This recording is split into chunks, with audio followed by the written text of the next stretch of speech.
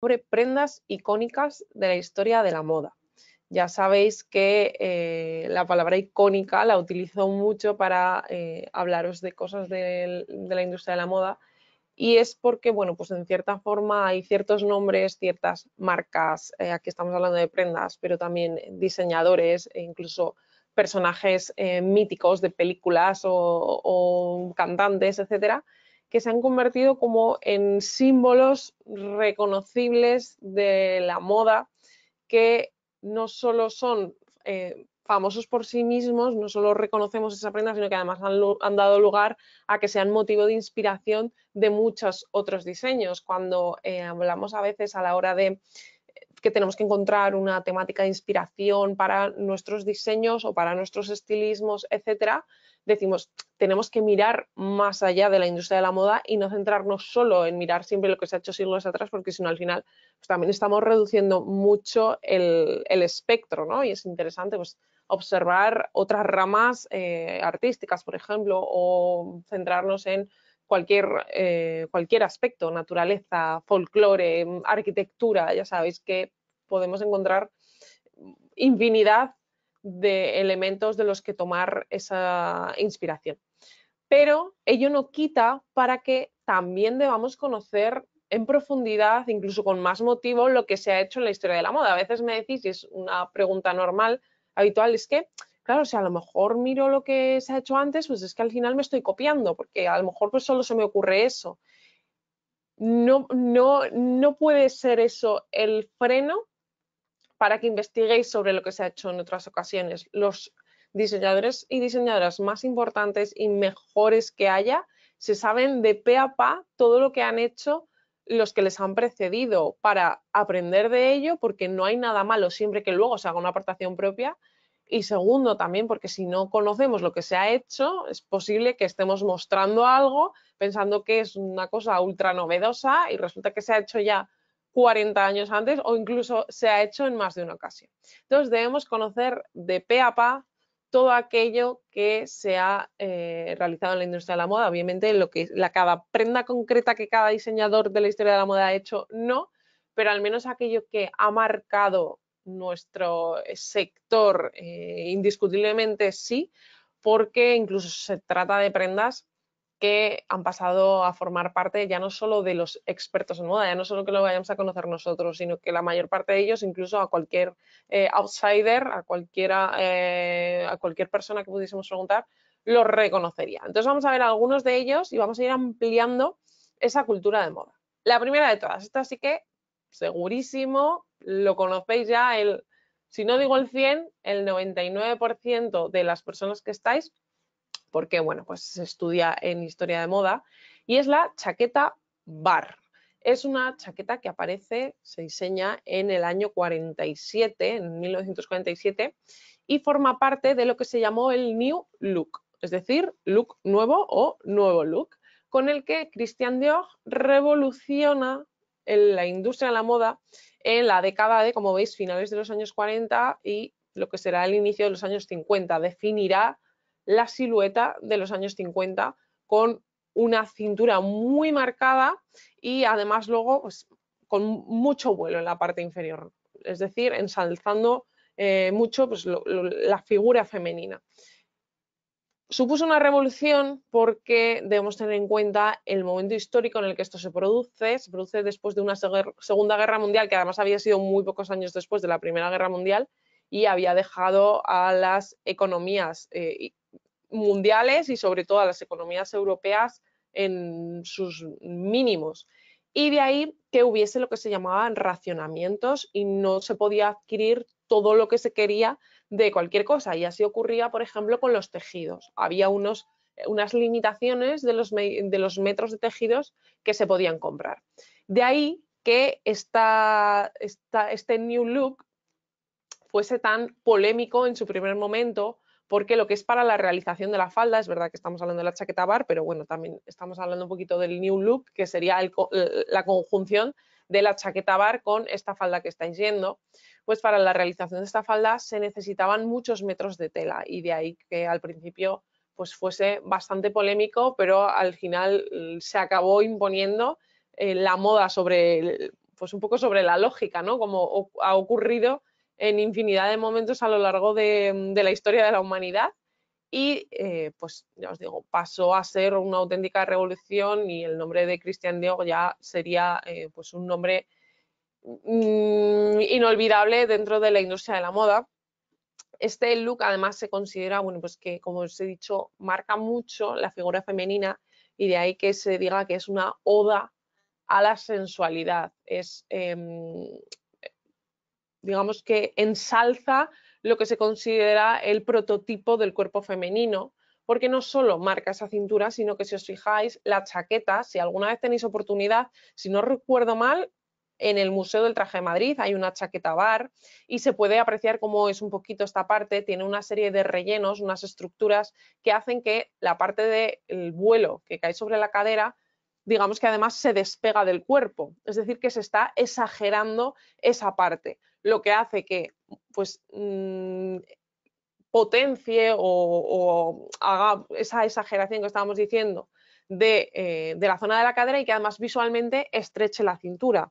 Sabéis que no solo en moda, sino en la historia de la humanidad en general, la zona de la cadera se ha considerado pues una parte muy relacionada con la sensualidad, pero no solo por eso, sino porque bueno, pues marca sus atributos femeninos, esa parte también relacionada con la maternidad. Si vemos, aquí ya me voy un poco por las ramas, pero porque hagamos también esas conexiones lógicas, si observamos esas primeras esculturas que se tienen de los inicios de la humanidad, esas pequeñas mujeres o diosas de la maternidad, tienen unas caderas muy, muy grandes. Entonces siempre ha sido un atributo muy relacionado con lo que se consideraba ser mujer. No vamos a entrar en debates de otra índole, simplemente estamos hablando desde un punto de vista histórico y de ahí que el marcar la cadera y por tanto definir más la cintura sea algo que está muy en la línea de todo esto, ¿no? De esa feminidad, entendida desde un punto de vista clásico, de ensalzar y potenciar las formas. Es una prenda además que es muy admirada porque es, bueno, pues tiene una construcción bastante compleja y digamos que se dice que es, por definirlo de algún modo, una prenda muy arquitectónica. También es una palabra, un adjetivo que se utiliza mucho en moda para este tipo de construcciones que requieren pues, una serie de conocimientos técnicos bastante elevados. Ha tenido multitud de versiones, esta es la original de Christian Dior del año 47, pero cada diseñador y diseñadora que ha llegado luego a la marca, a la Maison, ha ido realizando sus propias transformaciones. Tenéis en clases emitidas una serie ya no me acuerdo cuántas son bastantes, así que las podéis ir viendo poquito a poco. Seguro que muchos ya habéis visto varias, que es la de maisons históricas. Tenéis de bastantes marcas en las que vemos desde el fundador o fundadora hasta los que luego han ido tomando el relevo, entonces son la mayor parte de ellas, ya no me acuerdo cuál es exactamente, incluso puede que tengan una segunda parte, la de Chanel por ejemplo tenía 2 o 3 partes, ya no me acuerdo, o sea que tenéis ahí también un montón de clases en las que podéis nutriros de todo esto y en las que hoy vamos a ver algunos detalles, algunas pinceladas, pero en esas clases hablo con más profundidad. Entonces, por ejemplo, aquí os comento, ¿no? El tema de la casa Christian Dior, pues a lo largo de los años, tras la muerte de Christian Dior, el relevo pasó a Yves Saint Laurent, luego hemos tenido a Gianfranco Ferré, Joan Galliano, un montón de diseñadores que han ido convirtiéndose en los directores creativos de la marca, hasta la llegada de Maria Grazia Chiuri, que ha sido la primera mujer que está al mando de esa marca y cuya adaptación de la chaqueta bar, una de las múltiples que ha hecho ya, podemos ver en la última imagen. Entonces, si os fijáis, este primer diseño es de John Galliano, de la época de John Galliano, muchísimo más exagerado, dramático, fijaos en las proporciones que ha dado la chaqueta, todavía incluso acentúa más esa exageración de la cadera, a diferencia del trabajo de Raf Simons que vemos en la segunda imagen, que aportó a la casa Dior pues una fase de mucha sobriedad que contrastaba mucho con lo que hasta entonces había habido en la casa francesa y reduce mucho ese volumen, por supuesto, fijaos, las solapas, es todo mucho más, más que minimalista, diría sobrio, la palabra sería más sobrio, hay un menos es más, un quitar elementos y quedarnos con la esencia, y esta sería pues la forma en la que él adoptó esa chaqueta bar, y la tercera, como decía, sería una de las versiones de Maria Grazia Chiuri. El Little Black Dress es otra de las prendas por antonomasia de la historia de la moda, y es un diseño que tiene su origen, pero a partir de entonces hay otros muchos vestidos a los que se va a llamar así. A diferencia de la chaqueta bar, que sí, por supuesto, puede haber chaquetas que podamos hacer inspiración tipo bar, pero vamos que tienen todavía como no es derecho, porque no es que esté, no me refiero a que esté registrado, sino que la chaqueta bar siempre será de Dior. No es que vayamos a una tienda y veamos chaquetas bar. Sin embargo, un pequeño vestido negro, que es lo que quiere decir Little Black Dress, podemos encontrar en cualquier tienda. Es algo que ha pasado a formar parte del armario común y habitual, realizándose múltiples transformaciones y ya no teniendo una relación tan directa con el originario que podemos ver aquí, que fue una prenda que atribuimos, o que es originaria de Coco Chanel. Le llamó, como veis aquí, Petit Pouf Noir, que es realmente la forma francesa. Lo que pasa que, bueno, pues como todo, ¿no? Se acaba adaptando al inglés, también porque la primera vez que aparece este boceto, este que estáis viendo a la izquierda, es en el Vogue americano, en octubre de 1926, y de ahí que ya se le diese ese sobrenombre. Pero bueno, en español sería el pequeño vestido negro. Sería un vestido negro de cóctel, como estáis viendo, es una largura por debajo de las rodillas, y en su momento, como todo lo que hizo esta señora tan irreverente, pues fue muy sorprendente. ¿Por qué? Porque hasta ese momento que ella comienza a usar esto, el color negro estaba asociado únicamente al luto y no era un color que llevasen las mujeres, y me refiero a las mujeres de la alta sociedad. Estas mujeres solían vestir de colores claros, y el color oscuro se reservaba para las personas del servicio, porque al final, cuando tú estás llevando un color claro, es porque no vas a tener la necesidad de trabajar, no vas a mancharte. Entonces ya tiene esa asociación implícita, como esas otras muchas que hemos visto también en la historia de la moda, ¿no? Pues pensemos, por ejemplo, cuando estaba de moda el darse polvos blancos en la cara. ¿Por qué era? Bueno, pues porque con eso se estaba diciendo que esas personas no les estaba dando el sol. ¿Por qué no les daba el sol? Porque no estaban trabajando, porque eran personas ociosas, y por tanto se estaba relacionando con esa situación de prevalencia, de poder, de no necesitar trabajar. Esto en la historia de la moda ha ocurrido muchísimas veces, y con esos detalles se transmitía esa imagen de poder.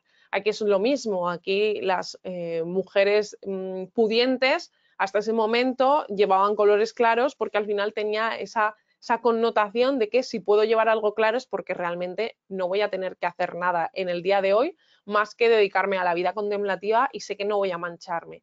El color oscuro ya está para las personas que van a tener que estar trabajando y van a estar dedicándose a las tareas de limpieza, y que si se manchan no va a pasar nada porque van de colores oscuros. Entonces, ese era un poco el juego psicológico, social, que había detrás de esta asociación de los colores, y de ahí que fuese algo rompedor que Coco Chanel, una señora no de origen de alta sociedad, pero sí que luego ya sabemos que relacionada con lo más granado, con la flor y nata que se suele decir de la sociedad, pues era raro que fuese vestida así. Pero como todo, ella se puso el mundo por montera y acabó definiendo una nueva estética cuando acudió al teatro vestida con uno de estos diseños. Y como os digo, a partir de entonces pasa a formar parte pues pasa a ser una de esas prendas de fondo de armario. Prácticamente, cuando hablamos del fondo de armario, suele ser una de las prendas que también se incluye muchas veces. Aparte del vaquero, la camisa blanca, la blazer y demás, un vestido negro de cóctel, que igual en español se dice un poco más así, más que el Little Black Dress. Es también otra de esas prendas básicas, porque se le pueden dar múltiples usos a lo largo del día, pero también adaptándolo a usos más formales, usos más informales. Entonces es una prenda muy, muy versátil y que, pues, como digo, ha pasado a estar en cualquier marca, cualquier tienda, podemos encontrar vestidos negros de cóctel. La chaqueta Chanel es originaria, se inventa en el año 54, de esto también hablamos en esas clases que os digo de... veo por ahí alguna preguntilla, luego retomaremos. De esto que estoy hablando aquí, del vestido, la chaqueta y demás, en esas clases de maisons de moda históricas, en la de Chanel, hablamos de esto y muestro más fotografías y demás, o sea que os la recomiendo mucho. Bueno, en este caso, cuando estamos hablando de esta chaqueta, se produce, aunque Chanel ya había venido utilizando este tejido, que es el tweed, este tejido que veis aquí, es una de las señas de identidad por excelencia de la casa Chanel.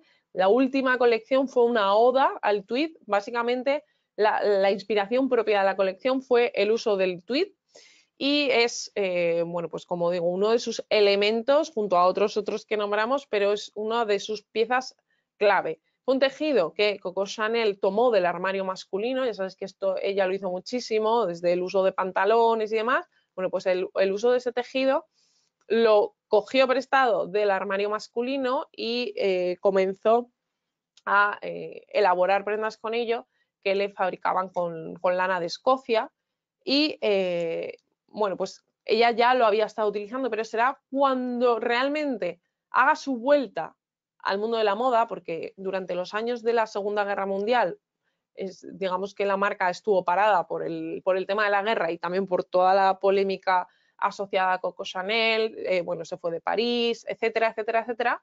Y mientras ese lapso de tiempo en el que ella abandona París y deja la marca un poco inactiva, es cuando aparece el new look de Dior, ¿no? Entonces la desplaza un poco, es quien se lleva en esos momentos toda la fama y será en el año 54 cuando ella plantee una alternativa a esa nueva silueta que habría planteado Christian Dior, que hemos dicho que era ultra femenina, con la cintura muy marcada, que volvía otra vez a constreñir el cuerpo después de que se había conseguido con Coco Chanel y con Paul Poiret liberarlo de todos esos corsés y esas formas tan ajustadas. Christian Dior vuelve otra vez a oprimir el cuerpo. Entonces, Coco Chanel, cuando vuelve otra vez a la moda por la puerta grande, diseña esta chaqueta porque decide apostar por una moda nueva de líneas muy en su estilo, de líneas rectas, muy depuradas, muy minimalistas y,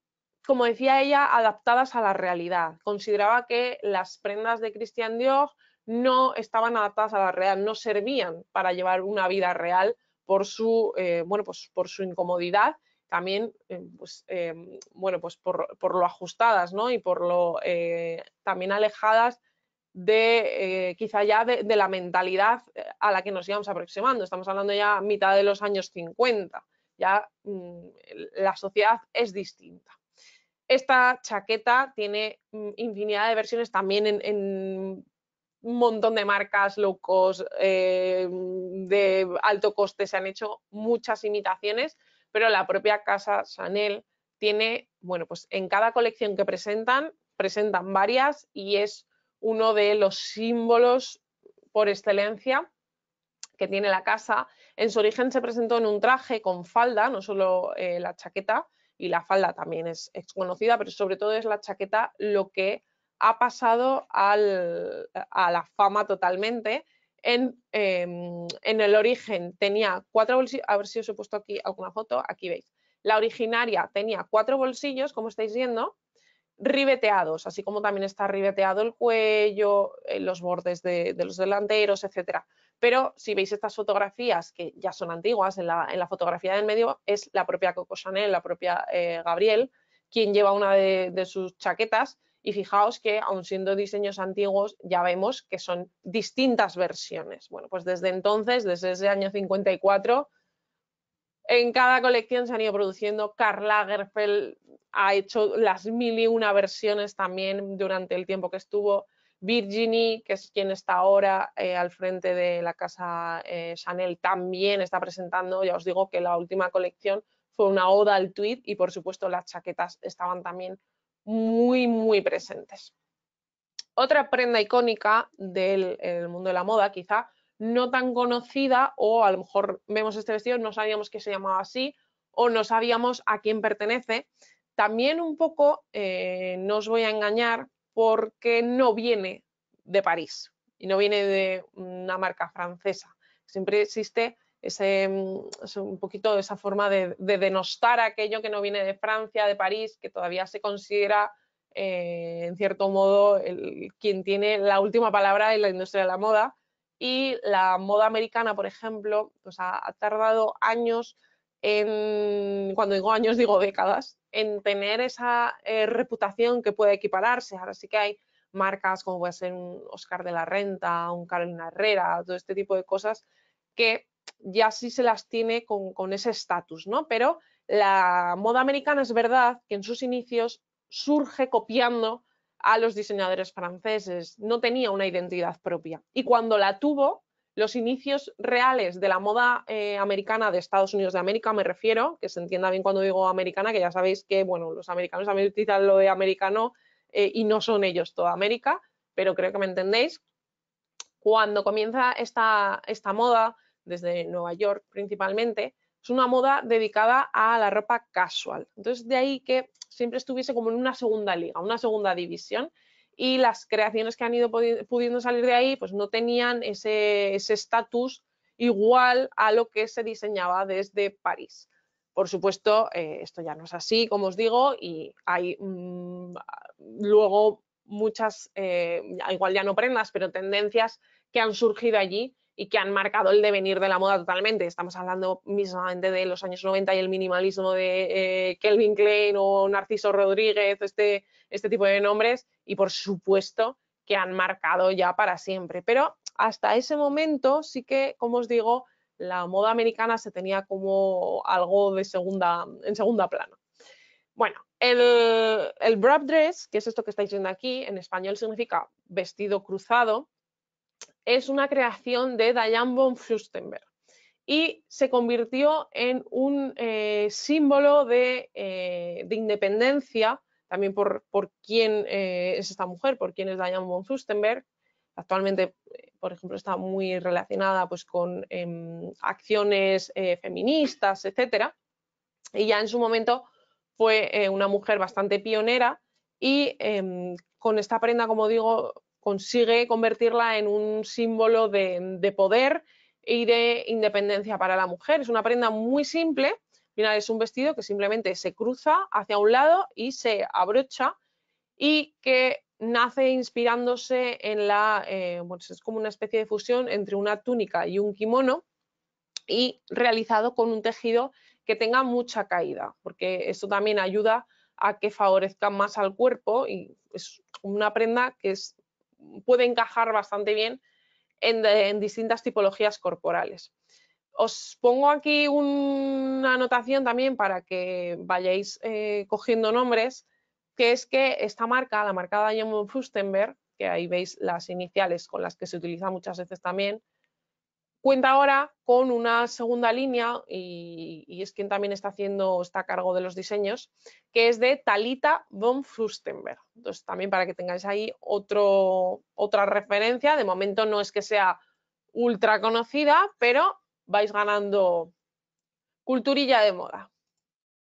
Aquí vemos a Diane von Furstenberg, vemos una imagen actual en la fotografía de en medio, y aquí una imagen, bueno, pues de esas décadas de los años 70.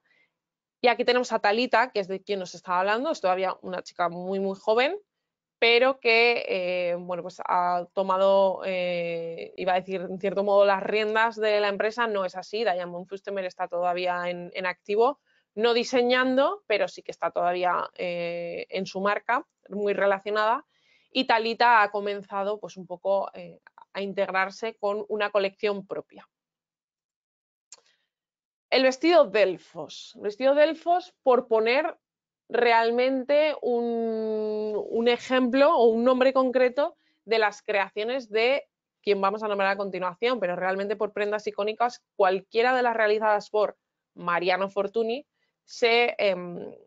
bueno, pues se consideran como tal hasta el punto de que los poquitos que se conservan, las poquitas creaciones que se conservan de este diseñador, además multidisciplinar, es Mariano Fortuny, nace en el 1909, es, si no recuerdo mal, ahora dudo, creo que nace en Venecia, es italiano, pero de origen español, y las pocas creaciones que se conservan suyas se han llegado a subastar por un montón de dinero, y esto es así porque a día de hoy no se sabe cómo era la técnica que utilizaba para realizar esto que estáis viendo en la foto. Quizá no lo veis muy bien, pero por lo que es conocido Mariano Fortuny es por un plisado, por una técnica específica de plisado. Plisados tenemos muchos, pero este es el de Mariano Fortuny, y a día de hoy no se sabe. Me estáis diciendo que hace poco hubo en Granada una exposición en la que había un vestido de elfos. Pues qué pasada haberlo podido ver ahí, o sea que una pasada. Vale.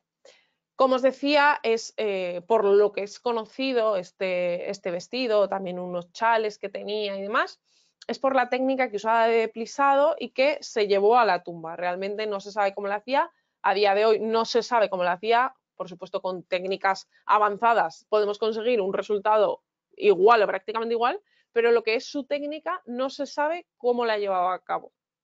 Y además es muy curioso los diseños de Fortuny, porque eran diseños ultra sencillos que también contribuyeron, como hemos dicho con Paul Poiret y con Coco Chanel, a esa liberación femenina del corsé. Son vestidos que prácticamente son como si fuesen túnicas romanas y griegas, prácticamente no tienen nada más que unos broches, una especie de botones en los hombros y en los laterales, como si fuesen fíbulas, y simplemente desde esos puntos se une, pero no tiene más, no tiene pinzas, no tiene nada, y con ese tejido plisado permite que se pueda estirar o se pueda encoger y se adapte al cuerpo, además dándole bueno, pues muchísima confortabilidad. Es una ropa que favorece el cuerpo femenino sin necesidad de pues, hacer una prenda que sea incómoda, que obstaculice el movimiento, etcétera.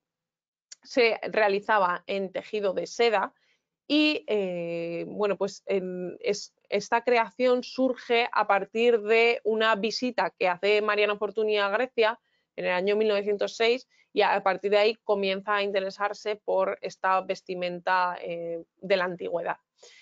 Los vestidos, además de los delfos de Mariano Fortuny, tienen algo muy curioso, que es que por la técnica que tenían y por lo finos que eran, porque ya os digo que realmente no tenían apenas, no tenían costuras ni nada, se podían enrollar y se podían llevar en un espacio muy, muy pequeño dentro de los equipajes. O sea que también pues algo bastante avanzado y bastante revolucionario.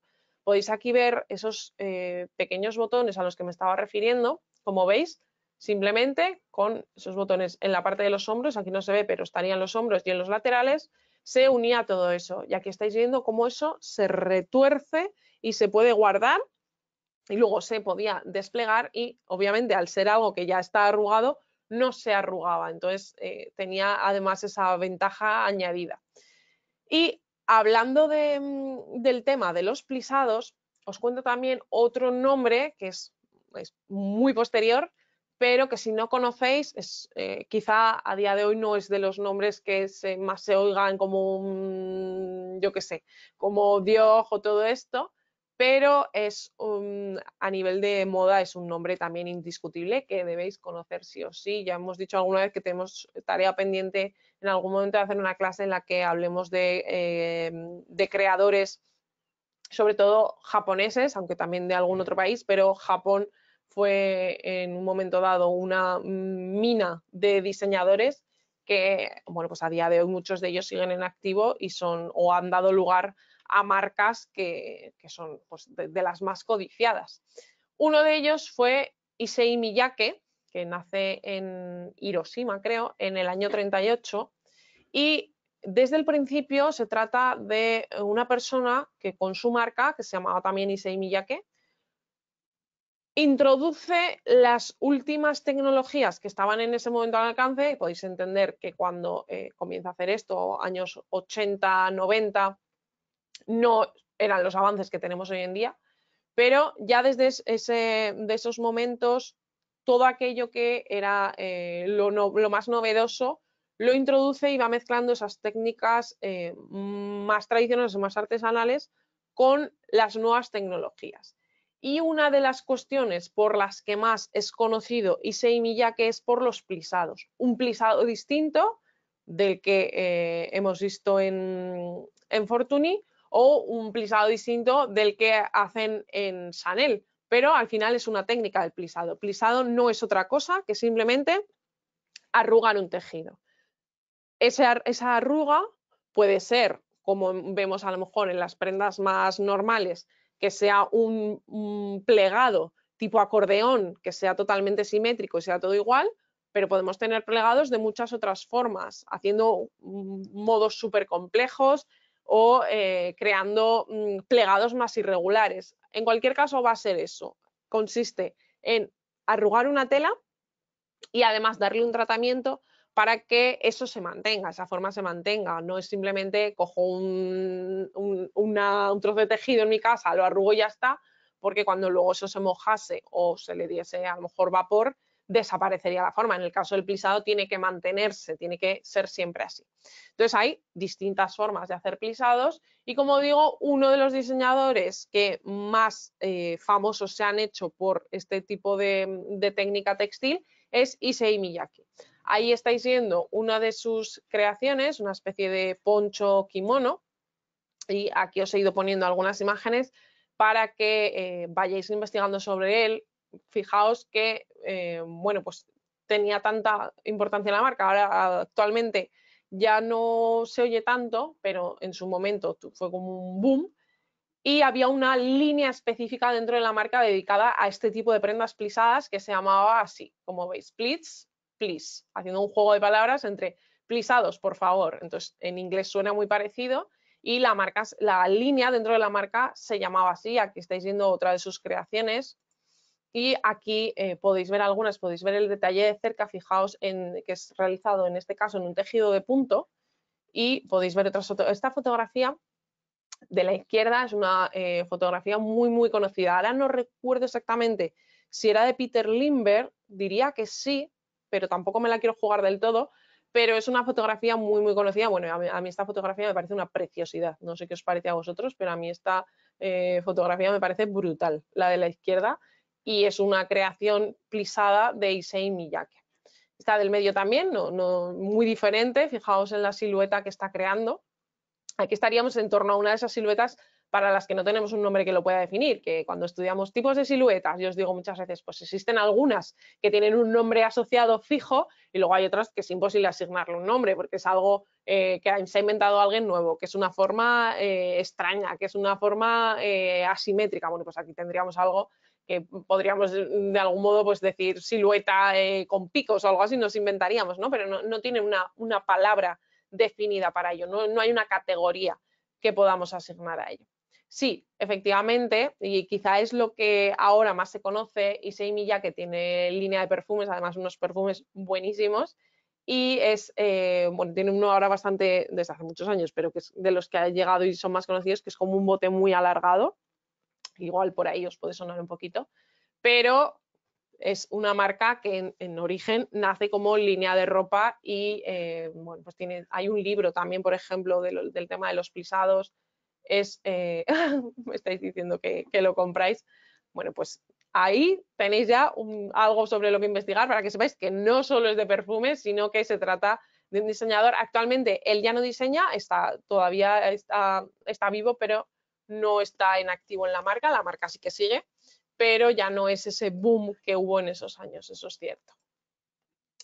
Y sí, también, efectivamente, que estábamos hablando lo de hacer una clase de diseñadores de otros países, me estáis hablando, por ejemplo, de Wopei. Wopei es china, si no me equivoco, no es japonesa, pero ya os digo que en algún momento sí que quiero ahí que veamos un poquito, porque, bueno, pues a lo que os animo siempre, ¿no? A no centrarnos solo en diseñadores salidos de París, que es fantástico, todos lo amamos, a todos nos encanta Dior, Chanel y todos estos nombres, pero hay más allá, o sea que en la medida de lo posible sí que intentamos salirnos un poco de esos esquemas tan un poco ya trasnochados.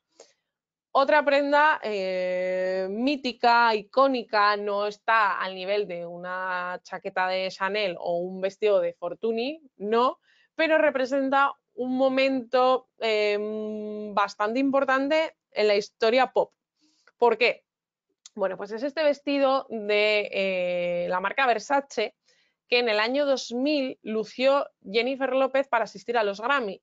Es curioso además que no fue la primera persona que llevó este vestido. Este vestido lo había llevado la propia Donatella Versace y lo había llevado alguien más, no recuerdo quién más, pero alguien más ya lo había llevado. Y, o sea, que ni tan siquiera fue que se lo pusiese ella, ni que fuese un vestido exclusivo, que aún es más curioso, ¿no?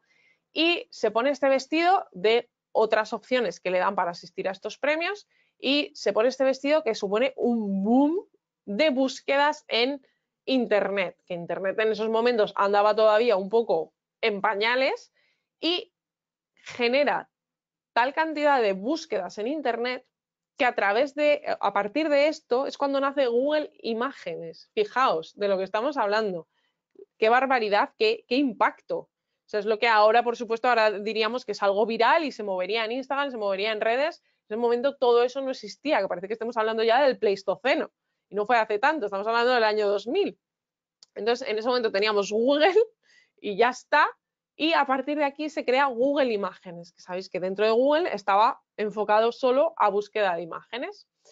En el año 2019 se presenta una versión homenaje que bueno, pues la propia J.Lo aparece llevando en la pasarela. Y aquí podéis ver a Donatella llevando el vestido y, por ejemplo, veis también a Geri Halliwell de las Spice Girls, que seguro que todas y todos conocéis las Spice Girls, y a Geri Halliwell, que podéis ver llevándola.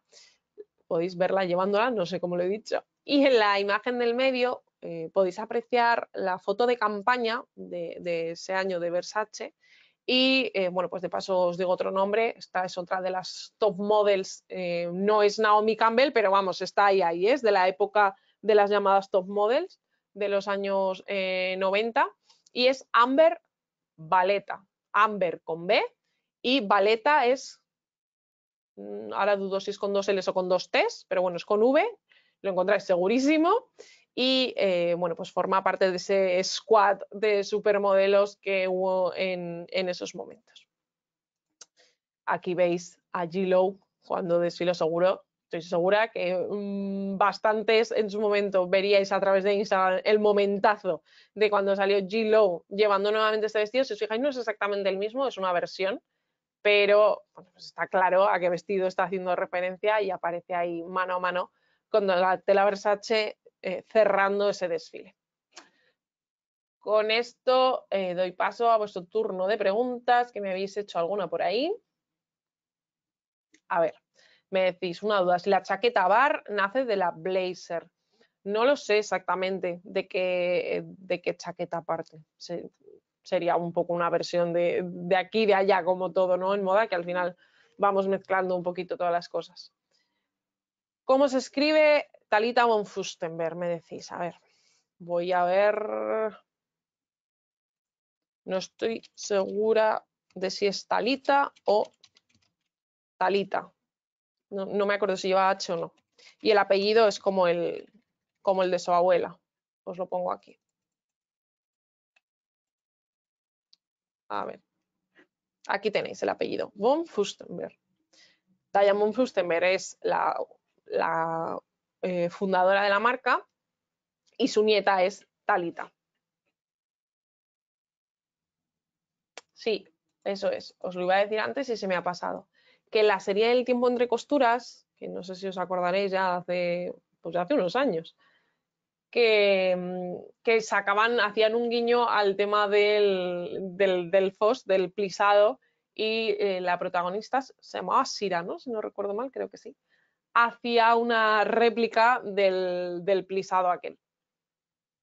Y me decís, si se ve cómo lo consigue, dice de la película, claro, efectivamente, porque ya os digo que no se ha sabido cómo, porque si no recuerdo mal, las instrucciones de cómo se hacía el plisado le dejó encargado Mariano Fortuny a su mujer que se deshiciese de todo a su muerte. Entonces ella creo como que lo tiró todo al agua, a los canales de Venecia, algo así como muy dramático.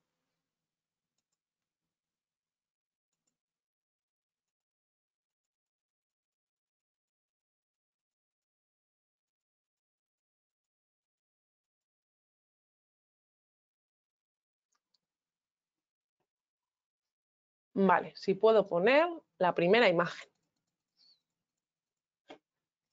Esta.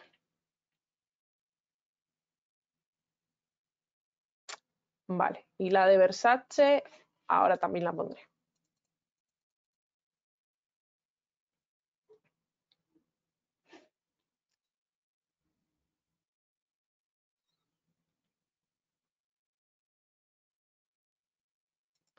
A ver, la de Versace. No sé cuál queríais de Versace exactamente. Voy poniendo todas. Mientras me queréis hacer alguna preguntilla más.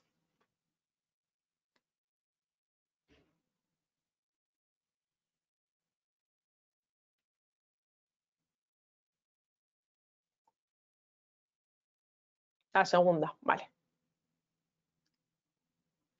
Podría ser, decís que si la chaqueta bar podría ser sucesión o inspiración de los jugones, pues puede ser que Christian Dior tuviese en su mood board de la época un jubón con esa forma abombada, ¿no? De la parte de abajo. Puede ser.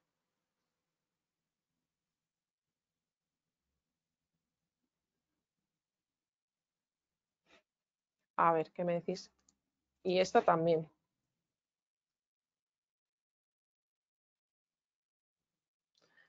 Toda la razón. Gilo está fantástica tanto en los 2000 como ahora. No te quito ni una letra de eso.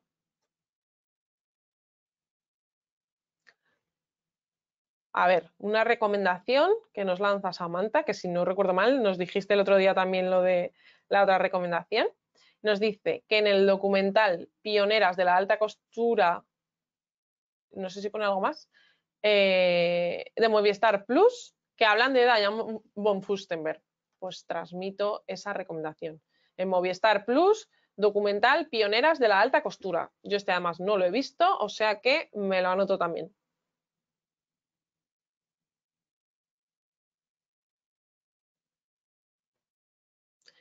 Vale. Luego hay una pregunta que no llego a entender, que pone, hay vestidos que les hacen esa especie de aletas, también se llaman así. No entiendo muy bien qué quiere decir esta pregunta. Ponedme un poco en situación, que se ha quedado ahí, ya no sé a qué nos estábamos refiriendo.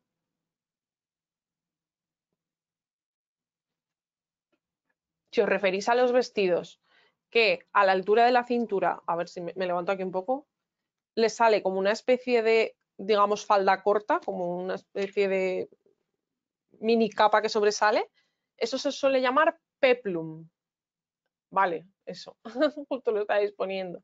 Que en realidad, si buscamos un peplum, el peplum de la antigüedad no tiene nada que ver con esa forma. Pero ahora a esas prendas que tienen esa especie de mini capa con vuelo, o bien en un vestido, o en una falda, o en un top que lo tenga, se le llama peplum. No sé, realmente no sé de dónde ha salido el nombre porque no tiene nada que ver con el peplum originario de la historia de la moda. Entonces no desconozco de dónde ha venido esa denominación, pero se llama así.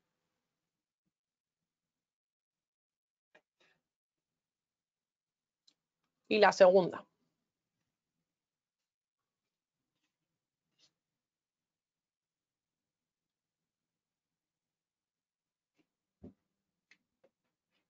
Pongo esta.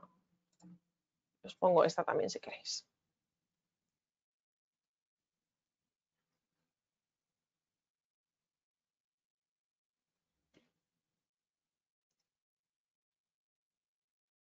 Ah, vale, la segunda de la presentación. Aquí.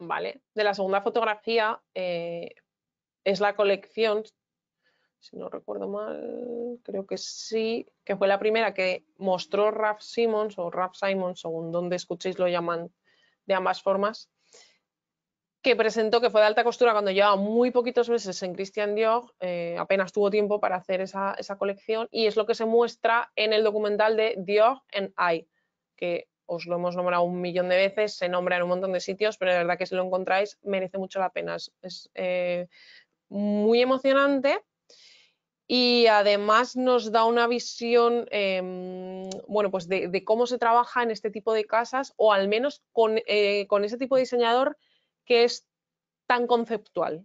Es muy distinto de cómo se pueda trabajar en un atelier, no tiene nada que ver. Y os lo he dicho en las clases de Moodwork, si no recuerdo mal lo nombro, porque en la época de Raf Simons nos permite ver que era una persona con mucho bagaje a nivel cultural, y lo que hace es proponer a su equipo una serie de conceptos que él investiga, pero es su equipo el que dibuja y el que presenta los diseños. Entonces nos da una perspectiva nueva que nos ayuda a entender mucho mejor cómo se funciona en este tipo de casas que son marcas tan grandes. No quiere decir que en todas las casas se trabaje así. Karl Lagerfeld sí que dibujaba, hacía él los objetos, que también luego se veía, y os lo he mostrado alguna vez, a las señoras, las pobrecitas, en el taller intentando descifrar lo que Karl Lagerfeld había dibujado. O sea que según la marca se trabaja de una forma u otra. Como en cada empresa del mundo se tienen métodos distintos de trabajo, pero en este documental es muy interesante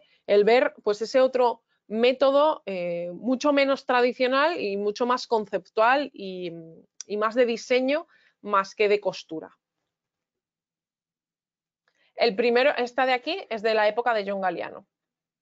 Además es que la época de John Galliano en Dior es totalmente reconocible. Bueno, yo diría que todas las épocas que ha habido en Dior se pueden diferenciar perfectamente unas de otras, porque el trabajo de Maria Grazia Chiuri tampoco tiene nada que ver con el que han estado haciendo otros, el de Raf Simons tampoco y el de John Galliano tampoco.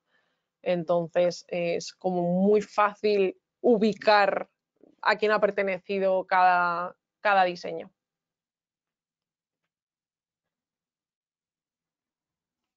Bueno, pues con esto me parece que ya no tenéis ninguna duda. Me decís por ahí que no hay otro como Galliano. Es verdad que, bueno, pues la época de Galliano en Dior es absolutamente excepcional, incluso si no te va tanto esa moda tan recargada, tan barroca, pero aún así es que te quedas con la boca abierta viendo un desfile de Dior de la época de John Galliano, es que te deja pasmado, pero bueno, pues cayó en desgracia. Supongo que todos sabéis la polémica de cuando le echaron de la marca y ya nunca ha vuelto igual. Está en Margiela trabajando, pero ya no ha vuelto a ser lo mismo desde que se tuvo ese problema. Ya no ha sido igual. Ahora trabaja en Margiela, Martín Margiela. Margiela.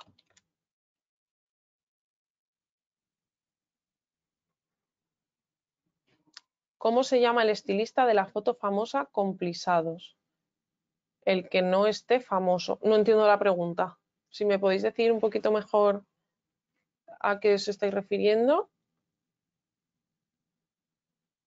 Sí, yo no sé si lo vi en Netflix, ya no me acuerdo, lo vi hace mucho.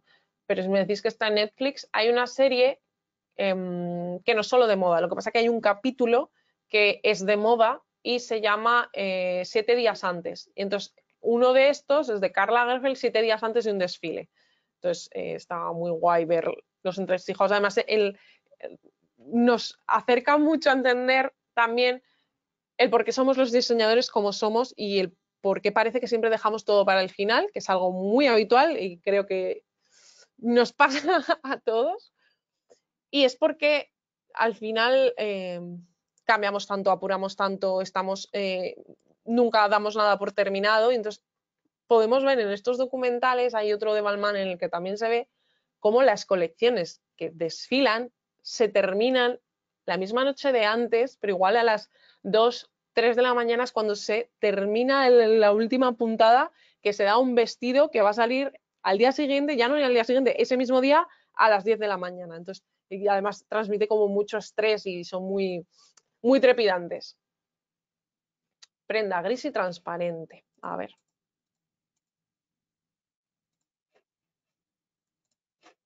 ¿Esta?